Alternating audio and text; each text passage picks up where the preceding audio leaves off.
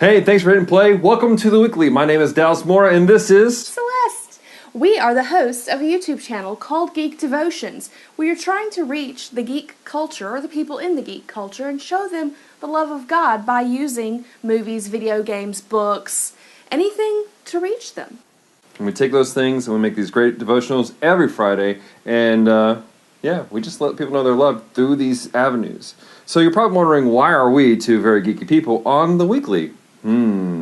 Well, it's because Pastor Scott did an episode of Geek Devotions last week. So for this week's episode of the Weekly, we're going to play his episode from last week on Geek Devotions.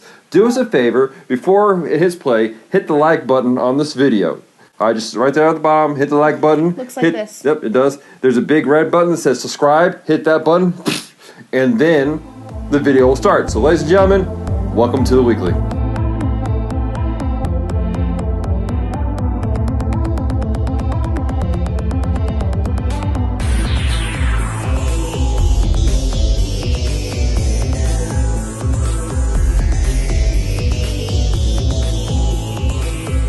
Thanks, guys.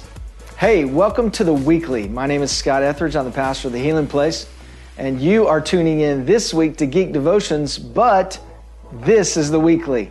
Every single week, we send out a devotion to our THP Media Productions subscribers on our YouTube channel. And so you can do that as well, and you'll get instructions on how to do that. But I want to thank you for tuning in to the Weekly. I want to thank Dallas and Celeste for giving this opportunity. So today, you may be wondering, what is this guy going to talk about as it has to do with Geek Devotions? Well, let me just give you full disclosure. I don't know very much about the cultural phenomenon that most of you guys watch and that you read and that you're so creative with, but I'm going to give it my best shot today. So what I want to talk to you today about is the elements in every single storyline. Every single storyline, whether it's a comic, whether it's a film, whether it's a book, whatever it is that you're involved in, a game, whatever it is, there are elements that are a part of every single one of those things. And actually, these elements are a part of every single one of our lives. Now, there's four things. Number one, crisis. To have a good story, you got to have a good crisis. And in that crisis, there has to be part two, an escalation of that crisis. There has to be not just a crisis, but there has to be an escalation of that crisis to bring you to a place that's almost completely hopeless. It brings the tension, it brings the drama, it brings you to a place of wondering what's about to happen and is anything good going to come out of this? Which leads us to the third part, and that is discovery. In every single story, good story, there is a part of discovery. There is a place for discovery. It's a moment out of crisis where there's this tense moment of where are we going next and will this turn out? And that is the place of discovery. And then the last part of every one of these stories is change. There's always some type of change. It's not always good, but there's always change. Which brings me to my devotion today. In Mark chapter 5 in the Word of God, we see this story of a woman, and this woman is not even given a name. She's simply known as the woman with the issue of blood. Now, the Word of God says that for 12 years, she had a flow of blood from her body. It was a condition that in her culture, no one was able to touch her. She could not be around people, which means that she was a very lonely woman, that she was an outsider, that she was an outcast, that nobody thought about her. Nobody gave a thought to her. And if she was to come in proximity, here is what would happen to her: death by stoning. There was a price to pay for her to come out from the shadows. And so in this story, we see a crisis. It says for 12 years, and it says that she gave everything that she had to doctors, and the Word of God is clear. It says she grew worse and worse. An escalation of the crisis.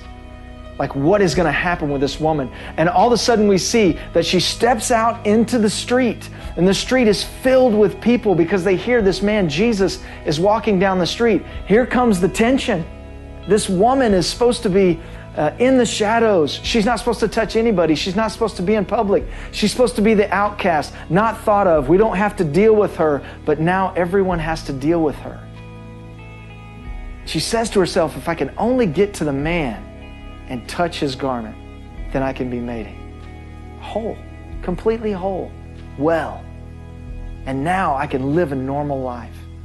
And so she presses through the crowd, and the crisis is escalating and escalating and escalating. And all of a sudden, the moment of discovery, she touches his garment. And what does Jesus say, surrounded by all of these people? Who touched me?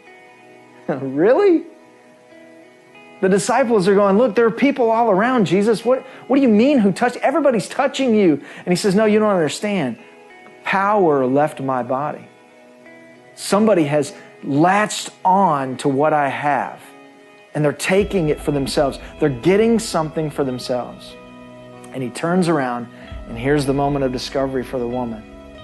She has to come to grips with the fact, I'm in crisis, but now I've been discovered. And he says, who touched me? And she said, it was me. Boom, your moment of discovery. I mean, the tension's at an all-time high. What's going to happen with this woman? Because actually, if Jesus were to go with the law, at that very moment, he picks up a stone and kills her. But Jesus doesn't do that, which leads us to the fourth part of our story, change. Change. What does he say to this woman? When he's supposed to kill her, what does he say to her in front of all these people? He says, daughter, wow, wait a second. She's the woman with the issue of blood. She has no identity. What is he speaking to first? Her identity. Daughter, there's the change. Your faith has made you whole. Your faith has made you healed. So not only is there a change in her name and her identity and who she is, and she's been given value for who she is, but now he says that condition that you've had has wrecked your life. It's over. You're healed. And then he says these words, go and live in peace.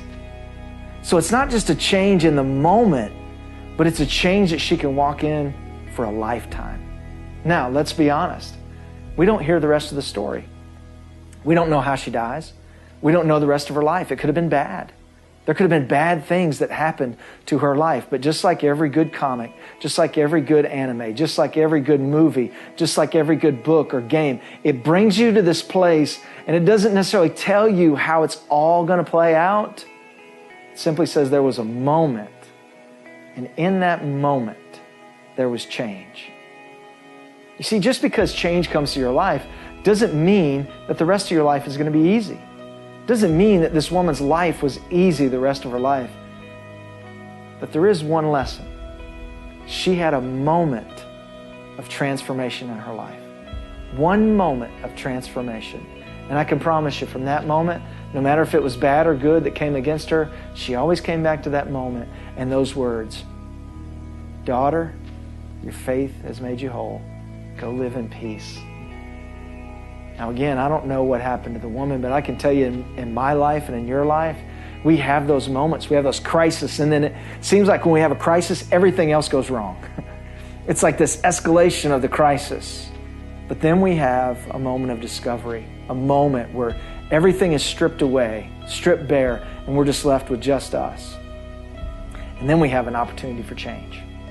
So I'm here today to tell you, hey, Superman, Batman, whoever it may be. You know, Celeste, she says something to me all the time that I don't really understand, but she says, I'm a brown coat.